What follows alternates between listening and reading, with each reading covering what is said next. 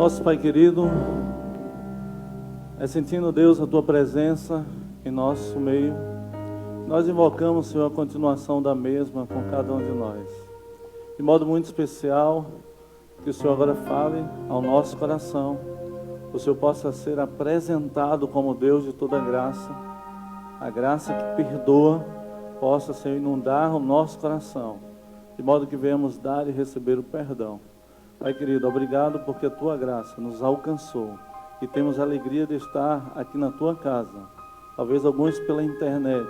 E nesse momento muito especial, temos a alegria de abrir a Tua palavra e de tirar dela, Senhor, tudo aquilo que a Tua palavra pode nos oferecer. Portanto, Deus, fala ao nosso coração. Ouve, Deus, a nossa oração. Quem aqui entrou possa ser abençoado por estar na Tua presença. Que está conectado pela internet, possa nesse momento ter uma conexão direta, Senhor, com o poder do Teu Santo Espírito. De modo que venhamos entender a mensagem.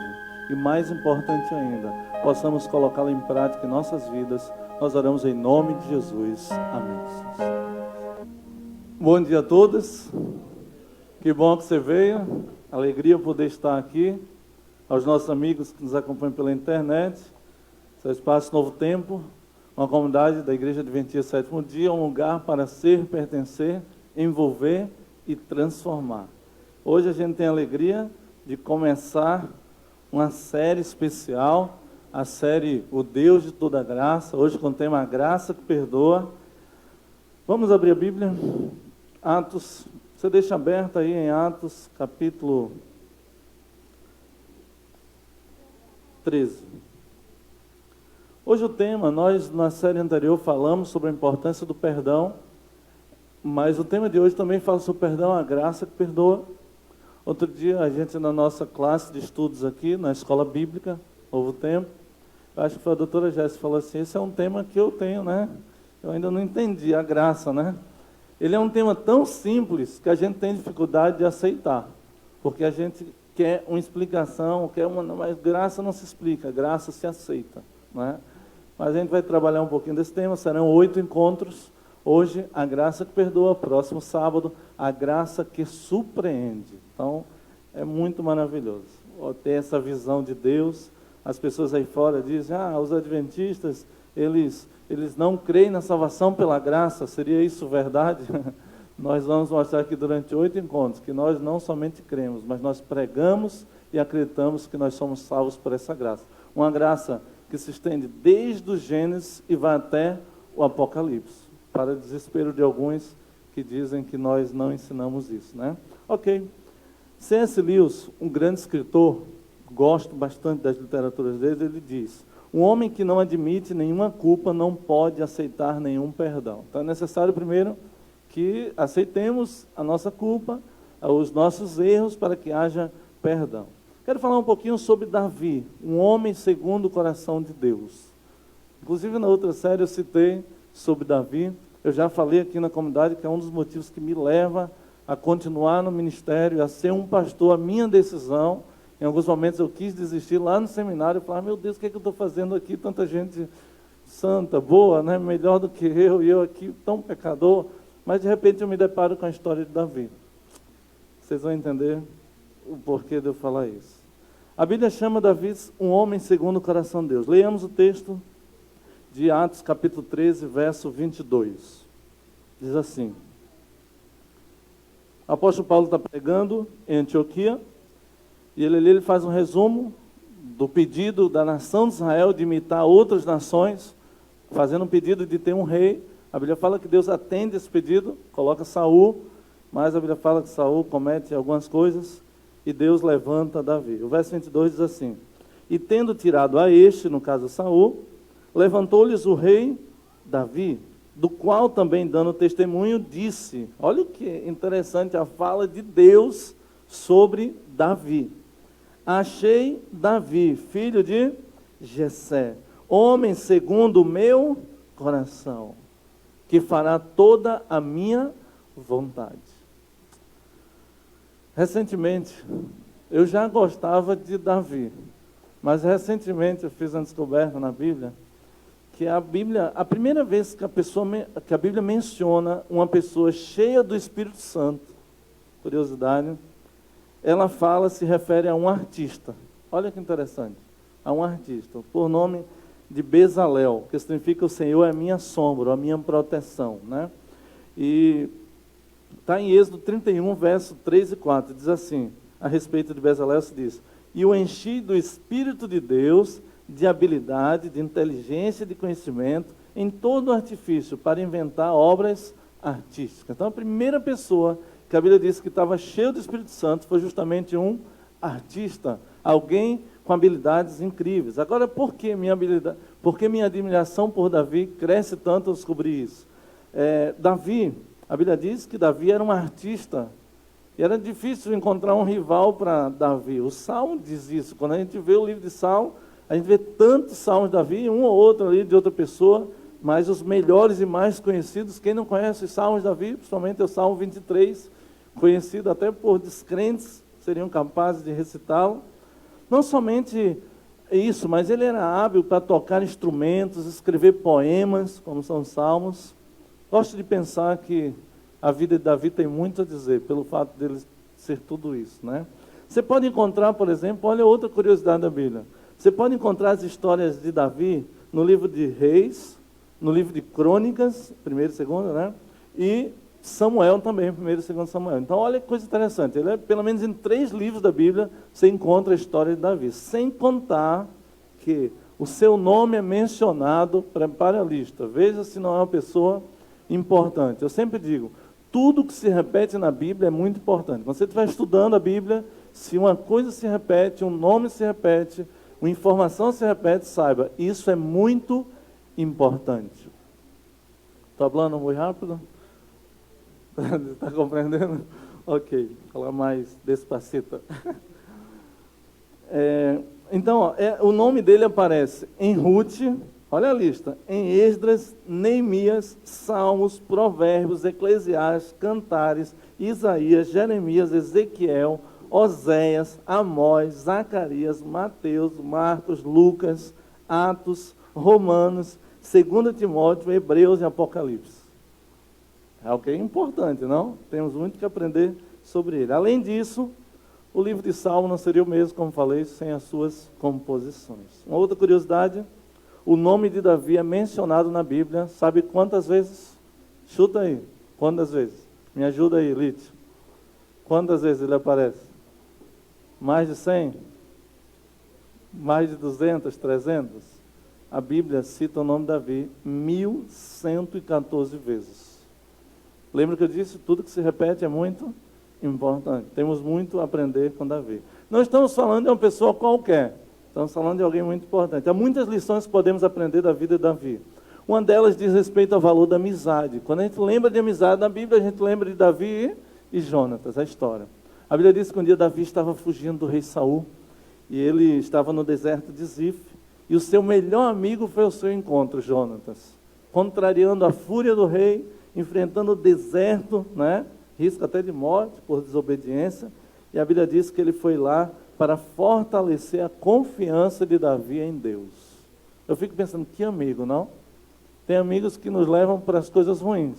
Agora tem amigos que, sabe, se aproximam da gente para fortalecer nossa confiança em Deus. Eu agradeço a Deus pelos amigos que Ele me deu.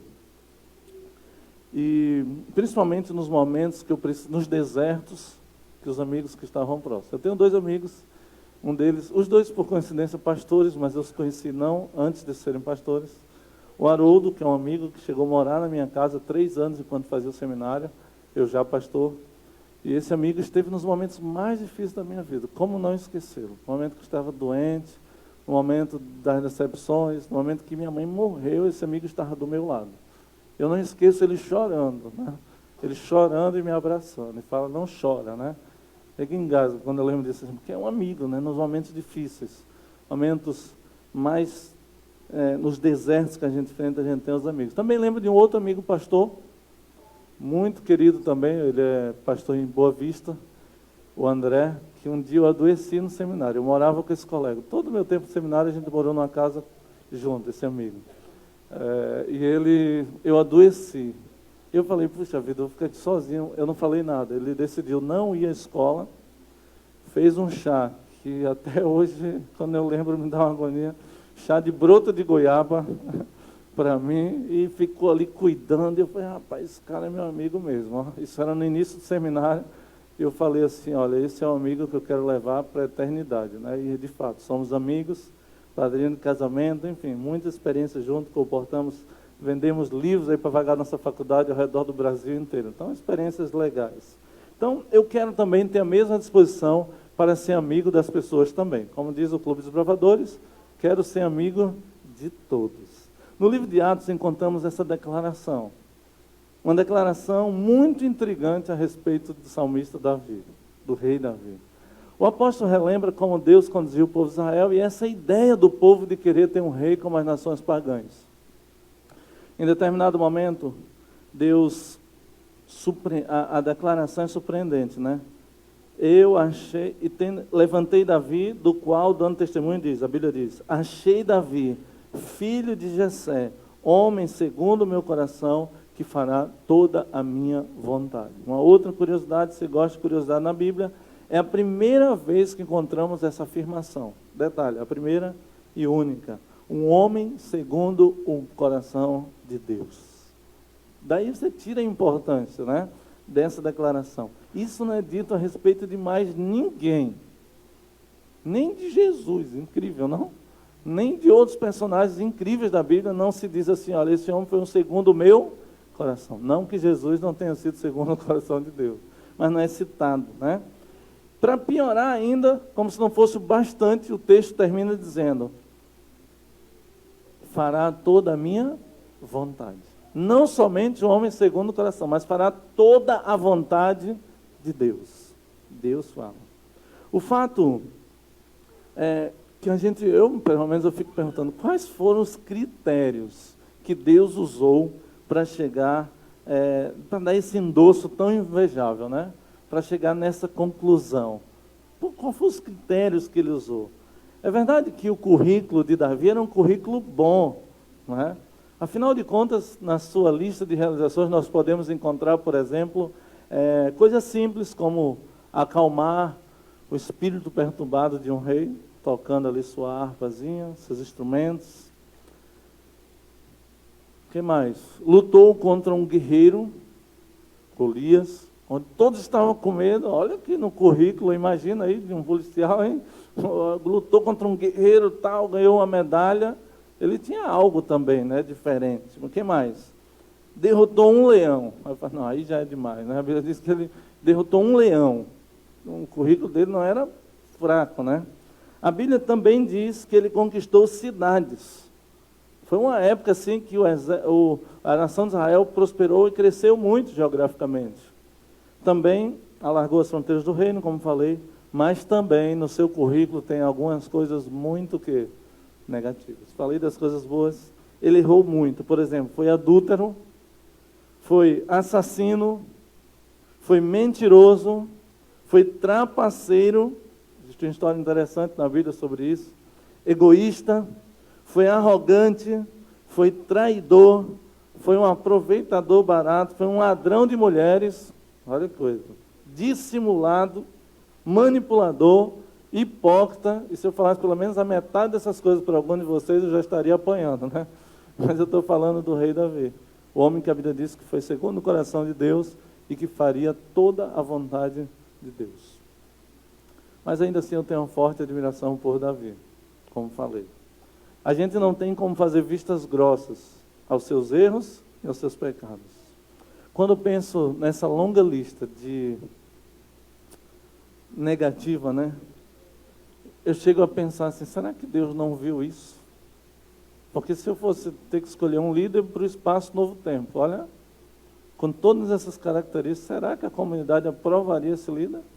Será que quando eu fui escolhido chamado para cá, se vocês soubessem que eu era tudo isso, vocês me aceitariam da forma como vocês me aceitaram e me receberam? Eu tenho dificuldade de acreditar nisso. Mas, claro que Deus viu, claro que Deus sabe, Deus sabia de tudo, Deus sabe de tudo, aliás. Mas o que havia de tão especial em Davi, que levou Deus a fazer essa afirmação, esse endosso? a olharmos o texto com atenção, o texto que nós lemos, Atos 13, verso 22, você vai ver que a passagem não está falando do coração de Davi. A passagem está falando do coração de quem? De Deus. De Deus. E isso é interessante porque a Bíblia diz, segundo, é Deus quem está dizendo, é segundo o meu coração, não o coração de Davi. Nas entrelinhas, encontramos um outro coração, o coração de Davi, que busca incessantemente o coração de Deus, a despeito de todas as suas falhas e pecados. Quando leio a Bíblia, observo que Deus valoriza a sinceridade. Porque a despeito de tudo que ele cometeu, ele tinha um coração que queria, ir à presença de Deus. Tenho a impressão também que Davi talvez nunca pensou que ele poderia cair e ir tão longe no pecado. Davi sofreu uma queda das piores. Quanto mais alto o lugar onde nós estamos, maior a queda, onde nós chegamos. Nenhum erro. E é interessante, a Bíblia não esconde os detalhes desse pecado. A gente às vezes tenta, amenizar a situação, a Bíblia não esconde. Nenhum outro pecado manchou tanto a reputação de Davi, de todos, como o do adultério. O do Betseba com Betseba, Fico me perguntando por que essa história está na Bíblia. São várias histórias que às vezes eu leio e falo assim, mas por que isso aqui, Eu já tentei explicar aqui algumas histórias que a gente faz questionamento. Há muita gente, inclusive, que não acredita na Bíblia por causa disso. Esses usam essa ideia para dizer que a Bíblia não é inspirada por Deus, justamente que apresenta pessoas como Davi que cometeram pecados como o de Davi. A verdade é que eles questionam como pode ser um livro inspirado se fala de adultério, de incesto, de assassinato, de crimes e tudo mais. A verdade, amigos, que para ser muito sincero, esta é exatamente uma das razões pelo qual eu creio na Bíblia. Porque se a gente tira essas histórias, deixaria de ser a palavra de Deus, seria um conto de fadas. Seria aquele romance que você leu, que tudo dá certo, Estaria muito distante da nossa realidade e seria uma descrição irreal do mundo que nós vivemos. E a gente sabe que o nosso mundo é um mundo de pecados, cheio de dor, violência, sofrimento. A Bíblia, eu gosto dessa frase, a Bíblia foi escrita para participar do nosso mundo, entre aspas, a fim de que aprendamos a viver no mundo de Deus. A Bíblia foi escrita para entrar em contato com o nosso mundo, para que um dia nós possamos estar preparados para estar no mundo de Deus. Ou, em outras palavras, a Bíblia foi escrita para nos encontrar no lugar em que estamos e nos levar para o lugar onde Deus está. Para isso, Deus teve que usar a linguagem que nós conhecemos, Embora esses crimes estejam ali, não quer dizer que Deus endossa o pecado. Outro dia eu falei, a Bíblia está cheia de contradições. De fato, ela contradiz o pecado, o orgulho, a inveja, ela contradiz tudo isso. A Bíblia está cheia de erros, sim. Ela narra o erro de muita gente, inclusive de Davi. Então, assim, a Bíblia não faz um discurso apologético, uma defesa em relação ao pecado, mas, ao contrário, podemos aprender com os erros daqueles que nós lemos, as histórias, nesse caso Davi, e assim evitá-los. Pelo menos 4 razões que a Bíblia apresenta o pecado de Davi com Betseba, o seu adultério. Primeiro, ela mostra que, a primeira razão pelo qual essa história está na Bíblia, podemos dizer, ela mostra que Davi era tão humano quanto nós. Isso se aplica a todos os personagens da Bíblia. Isso é bom de saber, porque alguns olham, todo mundo erra, mas quando o pastor erra, diz, olha, você é pastor, hein? Não é assim? Eu brinco de futebol toda segunda-feira, e eles sempre brincam assim, tem muito policial, amigos lá, eles falam assim, pastor, você é pastor, hein? A gente leva uma pancada, não pode revidar não, porque a gente é pastor. E é mais ou menos isso, as pessoas tentam tratar, mas a Bíblia diz assim, que essa história mostra que todos nós somos falíveis. Eu posso sim um dia errar. Segunda razão, ele mostra que Deus usa pessoas falíveis, e eu louvo o nome de Deus por isso. Primeiro, nós somos pessoas falíveis, como Davi. A segunda coisa, essa história está na Bíblia para mostrar que Deus usa pessoas falíveis e pecadores como Davi, como eu e você. E eis o motivo Deus está no ministério. Terceiro, ela nos lembra de nossa própria vulnerabilidade. Não importa quem você seja um rei, um pastor, o que você seja, você é vulnerável ao pecado. E quarta e última razão, ela mostra que ninguém comete um pecado grave do dia para a noite. Se você ver a história, existem passos. Por exemplo, há passos para a queda que precisam ser evitados. Olha no caso de Davi. Podemos identificar os seguintes passos. Eu quero abordar cada um deles. Ócio, luxúria, adultério, engano, suborno, acariação e assassinato. Pelo menos 7. Davi estava no topo de sua carreira quando ele caiu. Foi uma queda grande, mas tudo começou pequeno. O pecado, ele começa pequeno. Quando você vê, quando a gente vem a cometer um pecado, é porque a gente já alimentou isso no coração, a gente já viu, já ouviu, já tocou, já contemplou. E a Bíblia diz que nós somos transformados por aquilo que nós contemplamos. É verdade que tudo começou pequeno. A simples atitude de estar dormindo em casa enquanto os seus homens estavam numa guerra. O primeiro pecado de Davi foi estar no lugar errado, no momento errado. Então, nesse espaço, eu quero falar sobre o primeiro, o ócio. Já dizia o ditado popular, já diz, né? Mente vazia, como é que diz? Oficina do diabo. Está sem fazer nada, aí é que o diabo vai ter as melhores ideias para destruir sua vida. É quando você está desocupado. Isso me preocupa. Pesquisas mostram que apenas 20% das pessoas numa congregação se envolvem, estão ocupados na obra de salvar pessoas. 80% estão com a placa assim, olha, disponível para a atuação do inimigo de Deus. Isso é muito preocupante. 2 Samuel capítulo 11, verso 1 e verso 2. 2 Samuel capítulo 11, verso 1 e 2, diz que era tempo dos reis saírem à guerra. 2 Samuel capítulo 11, verso 1 e 2, diz assim: decorrido o ano, no tempo em que os reis costumam sair para a guerra, enviou Davi a Joabe e os seus servos, com ele e todo Israel, que destruíram os filhos de Amon e sitiaram Rabá. Porém, Davi ficou aonde? Em Jerusalém. Era para Davi estar lá, na guerra. Uma tarde levantou-se Davi do seu leito e andava passeando no terraço da casa real. Verso 2, né? Daí viu uma mulher que estava tomando banho. Era ela muito formosa. Era para ele estar na guerra. A Bíblia diz que Davi era rei, portanto, era a época dos reis saírem para a guerra. Davi era rei, ou seja, ele deveria estar onde? Na guerra. Porém, a Bíblia diz que Davi ficou em Jerusalém. Davi poderia ter ao menos ficado orando pelos que estavam na guerra. Mas a Bíblia diz que ele gastava seu tempo dormindo e passeando no terraço, enquanto sua nação, seus soldados, estavam no campo de batalha. Tenho a impressão, abre aqui um parênteses, que alguns cristãos hoje agem como Davi. Estamos numa guerra espiritual. Às vezes levantamos como pastor, como comandante desse exército, nossos líderes, nós dizemos assim, ó, vamos para a batalha, vamos guerrear, e alguns preferem ficar em casa, dormindo ou passeando pelo mundo, né? Ócio, estagnação espiritual. Não existe nenhum mal em dormir ou passear ou ficar de bobeira. Há tempo para tudo, diz a palavra de Deus. Você pode passar as páginas dos evangelhos procurando Jesus ocioso. Você não vai encontrar. Foram 3 anos de ministério e 3 anos e meio intenso. Você não encontra uma passagem.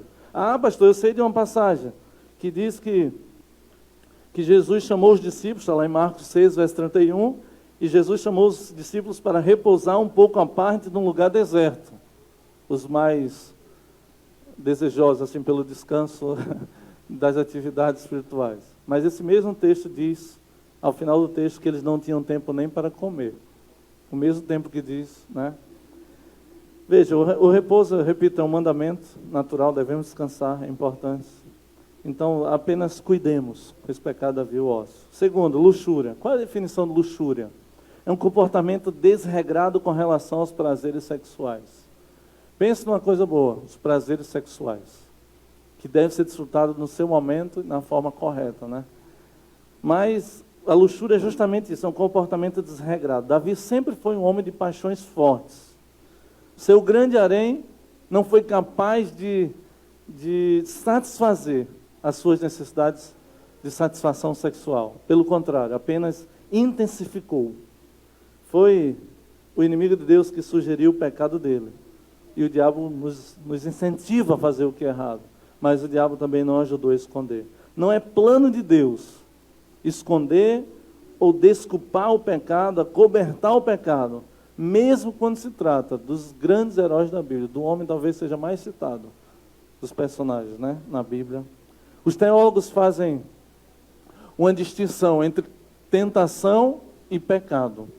Tentação não é pecado, afinal de contas Jesus foi tentado. Você conhece Martinho Lutero, diz algo interessante.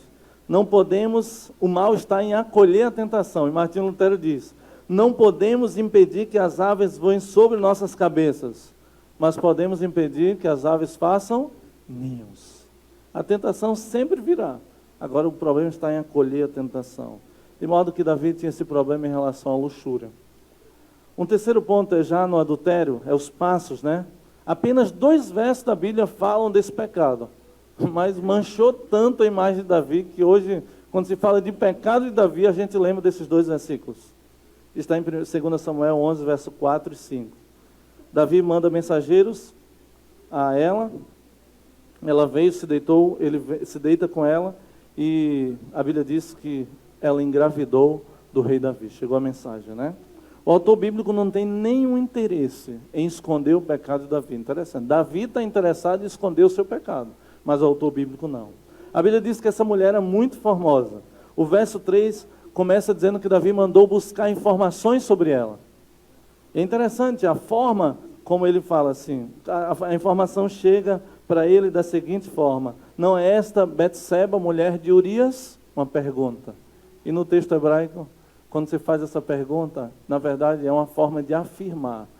Tipo assim, não é esse o Jean lá do Espaço Novo Tempo? Ou seja, eu sei quem é o Jean que frequenta o Espaço Novo Tempo, não é assim? Então ele está afirmando, ou seja, Davi tinha conhecimento, ele estava se fazendo, como diz lá no Pará, de égua, de doido. Quem é? Não é essa? Ah, é ela, não é? Se fazendo de doido, mas ele sabia. A informação é uma afirmação, na verdade. Em poucos dias chega a notícia aterradora. Ela está grávida. Seguindo a sequência, engano, suborno, acariação. Esses são os pecados que Davi comete a fim de esconder agora o adultério. Então veja que a Bíblia diz, sobre um pecado leva outro pecado. É como uma cova, né? Você vai caindo nela. Quando a pessoa cai em pecado, se ela não está disposta a confessá-lo e abandoná-lo, novos pecados, novas transgressões são necessárias para manter o pecado em sigilo. E assim foi com Davi. O engano de Davi, você conhece a história, consistia em fazer Urias ter relação sexual com a sua esposa, para que, quando o filho nascesse, ele pensasse que o filho era dele. Meu Deus, esse é o homem segundo o coração de Deus, que faria toda a vontade de Deus. Fez o filho, ainda ia enganar o seu comandante, seu fiel soldado ali, tão fiel a ele, que disse, não vou me deitar com ela, não. O pessoal está na guerra, é injusto eu fazer isso. E a Bíblia diz que no lugar de voltar para casa, ele ficou na porta do palácio, em respeito aos soldados que estavam lá na batalha. A Bíblia diz que, além disso, ele subornou. A Bíblia diz no verso 20, 2 Samuel 23, verso 16, que Davi manda um presente. Pastor, mas um presente não é suborno. Nessas condições, sim. Vocês fiquem à vontade para me dar um presente. Agora, no dia que eu tiver de repreender vocês, eu não vou levar em conta o presente que você me deu. Porque isso não seria um presente, isso seria o quê? Um suborno. Ainda mais, Davi faz uma cariação, Davi faz um jantar, um ato de extrema gentileza, né? entre aspas. E ali ele embebeda, ele deixa a pessoa alcoolizada. Embriagou seu soldado a fim de levá-lo à perda da consciência para fazer o que ele queria. No entanto, olha que interessante, a embriaguez do soldado é mais sóbria do que a sobriedade do rei Davi. Veja como a pessoa está enfeitiçada pelo pecado, como você não consegue nem agir de forma sóbria. Ele estava bêbado, mas ainda bêbado, ele foi mais sóbrio do que o rei Davi. O que mais poderia fazer o rei? Só restava agora o último pecado dessa sessão: assassinar. E a Bíblia diz que fraqueza e desespero marcaram a terceira tentativa de Davi de acobertar o seu pecado. A carta enviada a Joabe carrega sangue em suas palavras. Na carta falava assim: ponde Urias, o comandante, esposo de Betseba, põe ele na frente, no lugar onde tiver a maior batalha. Deixa-o sozinho para que seja ferido e morra. Esse é o homem que a Bíblia chama segundo o coração de Deus. O homem tão amigo de Jonas, que nesse momento não soube valorizar as amizades. O pecado nos leva a desvalorizar as amizades e as pessoas que são fiéis a cada um de nós, as pessoas que estão do nosso lado. Isso é o que o pecado faz a cada um de nós. A influência de Davi, aliás, o pecado de Davi levou outros a pecarem, foi o caso de Joabe. Joabe poderia ter dito: não vou, morreria, mas ele escolheu também desobedecer e pecar. A influência de Davi se tornou abusiva. Até porque em Israel, a última palavra, em última instância, a palavra do rei era uma ordem. E era a própria palavra de Deus. Isso torna ainda pior o pecado e a atitude de Davi. Nesse momento de sua carreira cristã, Davi estava totalmente afastado de Deus. Totalmente.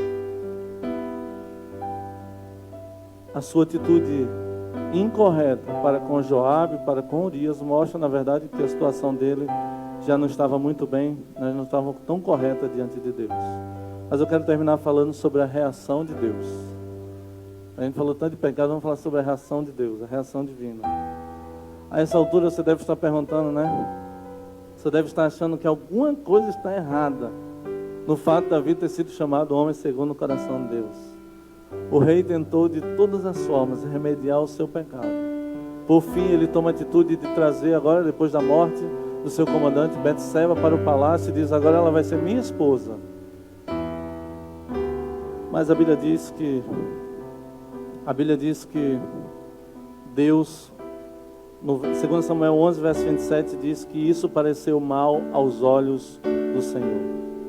Queridos, nós somos segundo o coração de Deus quando nós agimos para remover o pecado de nossa vida, não escondendo o pecado de nossa vida.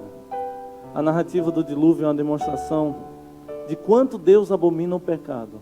A Bíblia diz que essa geração antediluviana era uma geração continuamente mal, todo o desígnio do seu coração era continuamente mal. E essa representa um pouquinho a atitude e a vida de Davi naquele momento, a condição espiritual de Davi. Ele não conseguia mais controlar os seus impulsos, os seus desejos pecaminosos. Pecado seguiu após o pecado, e para esconder ele precisou cometer mais pecados. A história do dilúvio mostra o quanto o pecado causa dor no coração de Deus. E Deus não ficaria em silêncio. Em 2 Samuel capítulo 12, verso 11 a 12.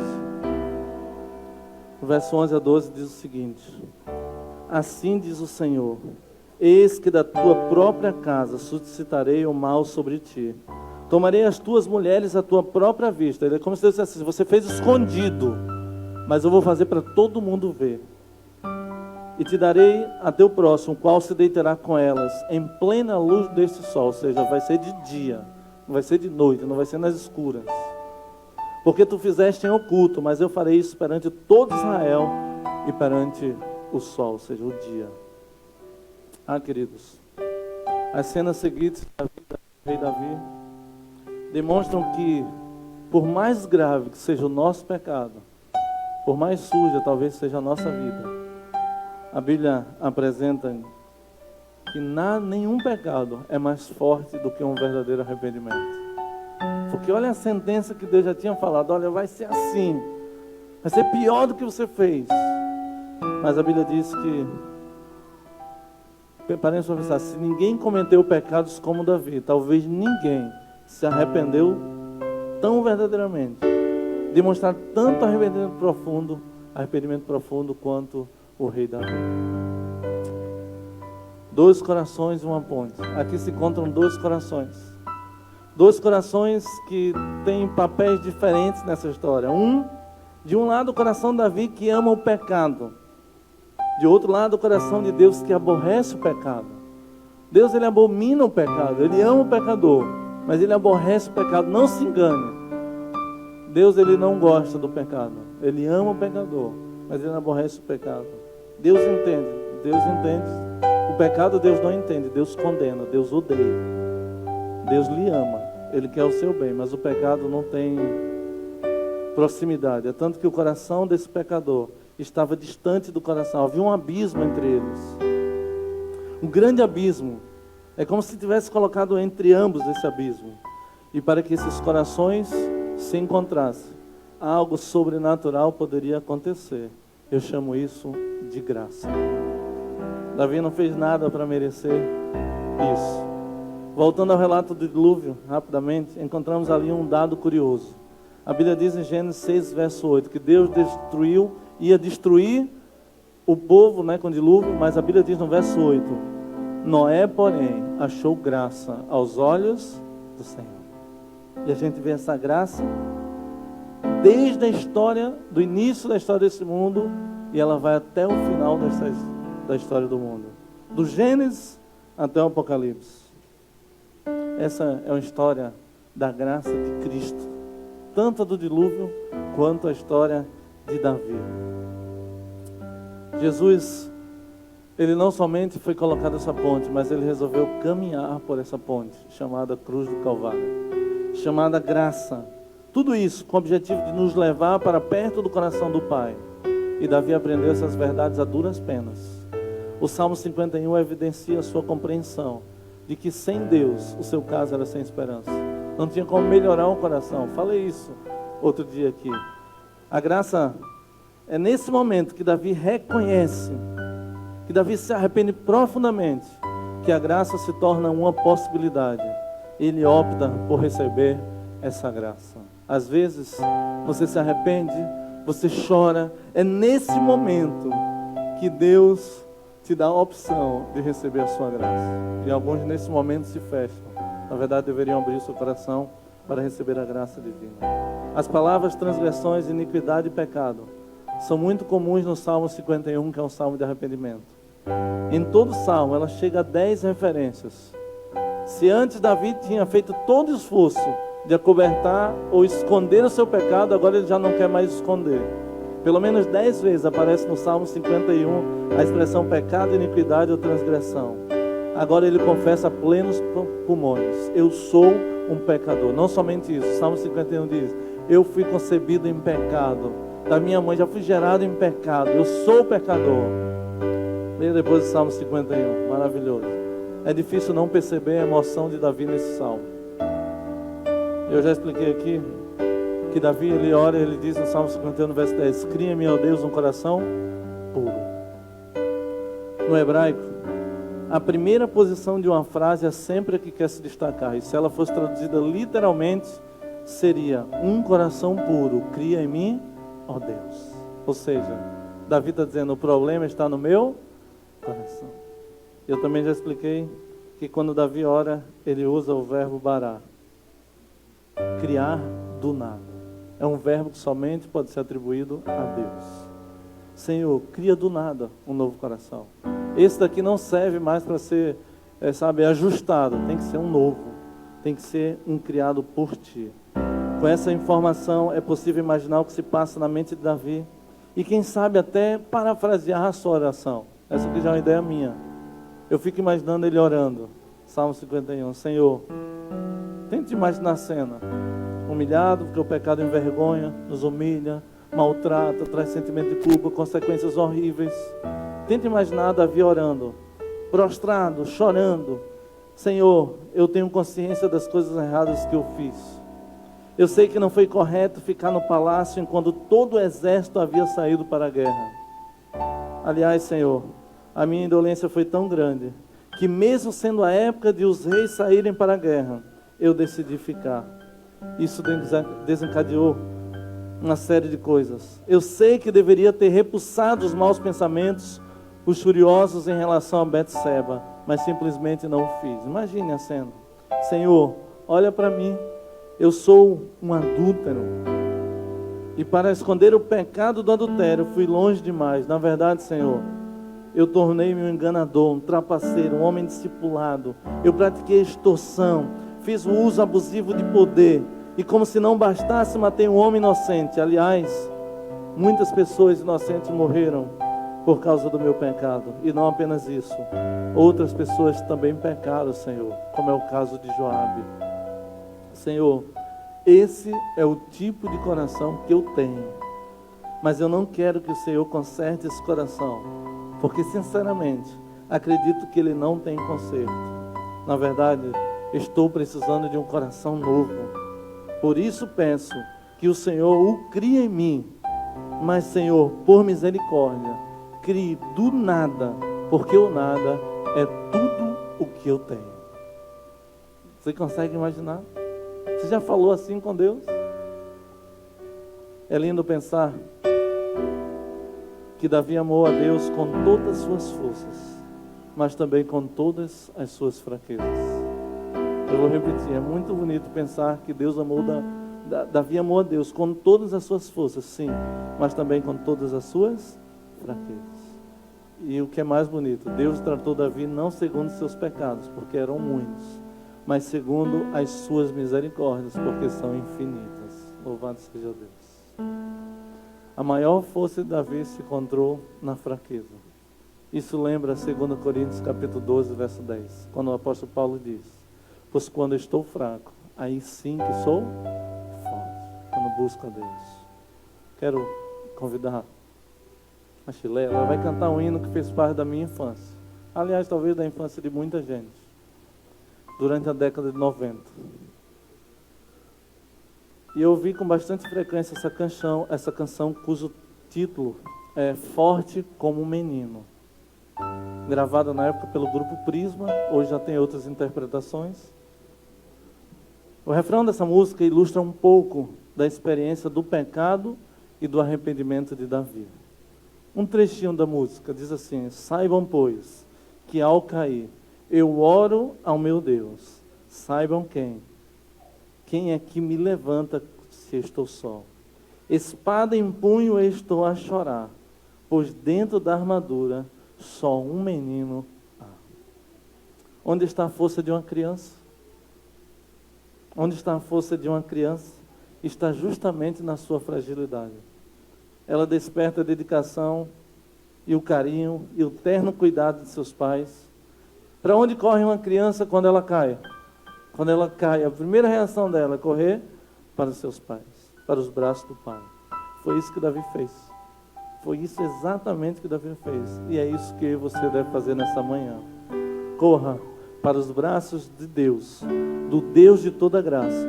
Afinal de contas, só Ele pode nos conceder a graça que nos perdoa. Deixa Deus falar contigo através dessa canção.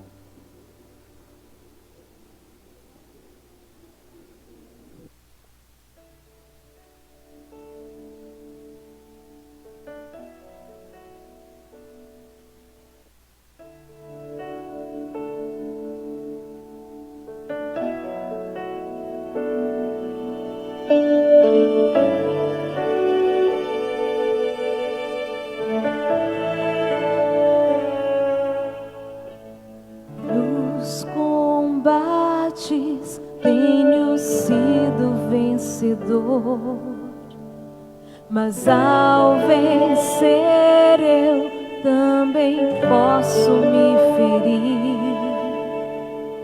Falam por aí que a minha força é demais, sem ver que no meu peito eu escondo meu pesar. Saibam, pois, que ao cair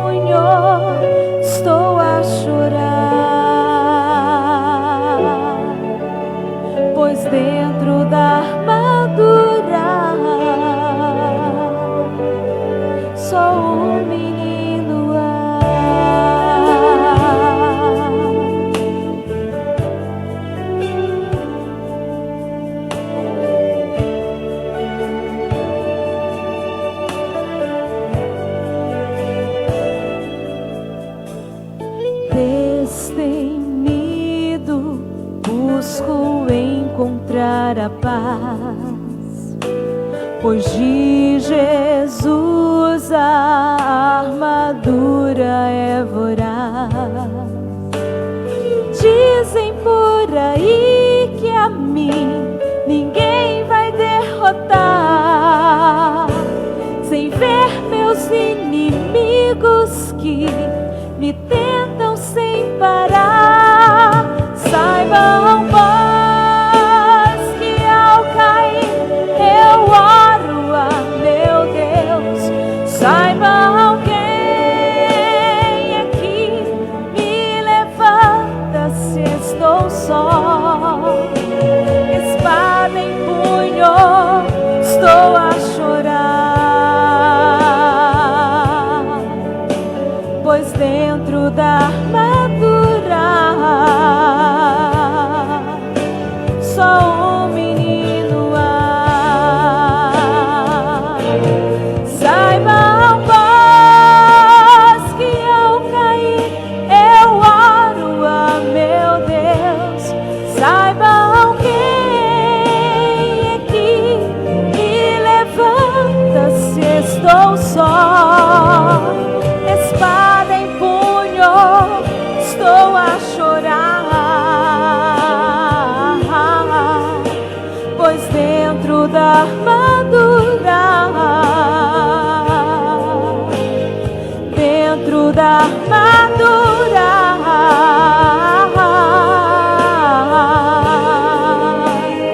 dentro da armadura,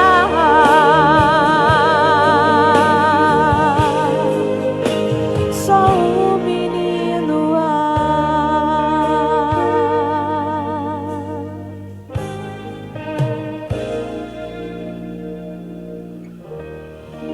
Amém. Se você sente como Davi, se Deus tem trabalhado no teu coração esse arrependimento, esse desejo de ter um coração segundo o coração do Pai, eu quero orar por você. Onde você estiver, você pode ficar em pé. Você acompanha pela internet, coloca esse momento nas mãos de Deus. Vamos orar, pedindo, sabe, esse coração segundo o coração do Pai. De modo, amigos, que não importa o que tenhamos praticado. Se você se sente como uma criança que cai, faça como diz a música, né? Corra para o Pai, clame ao Senhor.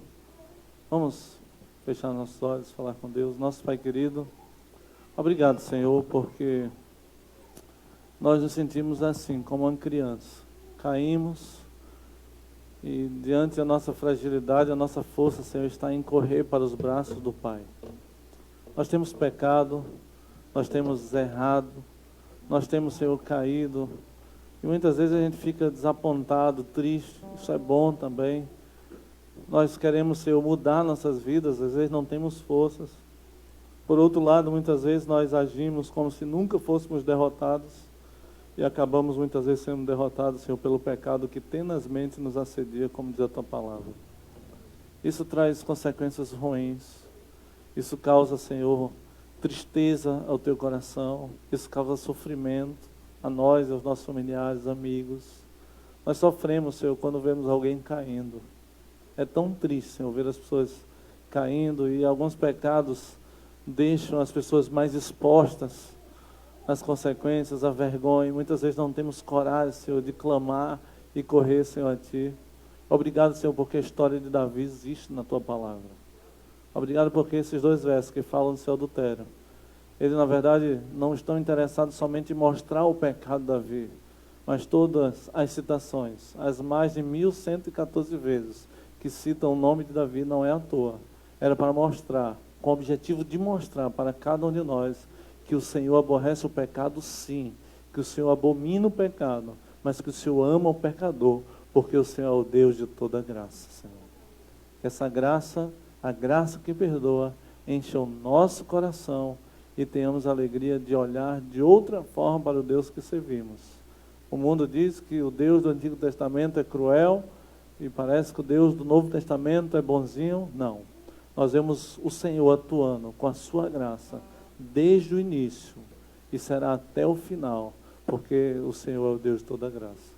Louvamos o Teu nome, que essa graça trabalhe em nosso coração, para que tenhamos a alegria de dar e receber o perdão, e assim nossas vidas sejam transformadas. Eu oro por todos da nossa comunidade, pela nossa lição, pelos amigos que acompanham pela internet, e que o Senhor fortaleça cada dia esse nosso desejo de servir e de sermos acolhidos e abraçados pela Tua graça. Oramos em nome de Jesus. Amém.